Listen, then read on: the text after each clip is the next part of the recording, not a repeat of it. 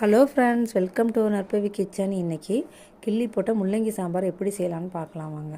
பருப்பை நல்லா அலசிட்டு பெருங்காயக்கட்டி 5 பல் பூண்டு 4 பச்சை மிளகா ஒரு சொட்டு எண்ணெய் மஞ்சத்தூள் போட்டு 2 விசில் விட்டு இறக்கி வச்சிங்க. ஒரு கடாயில் 2 ஸ்பூன் ஆயில் ஆட் பண்ணிவிட்டு 1/4 ஸ்பூன் ஜீரகம், ஒரு 10 வெங்காயம், சின்ன வெங்காயம் அதையும் லைட்டாக வதக்கணும். அதே மாதிரி தக்காளியும் ரொம்ப வதக்கக்கூடாது, அதையும் லைட்டாக வதக்கிட்டு நம்ம கட் பண்ணி வச்சுருக்க முள்ளங்கி அதோடு சேர்த்து நல்லா வதக்கணும். வதங்கினதுக்கப்புறமா நம்ம ஏற்கனவே பருப்பு விசில் விட்டு வச்சுருக்கோம்ல, அதோடு இதை ஆட் பண்ணி ஒரு விசில் விட்டு இறக்கிங்க. கல்லுப்பு ஆட் பண்ணிக்கங்க.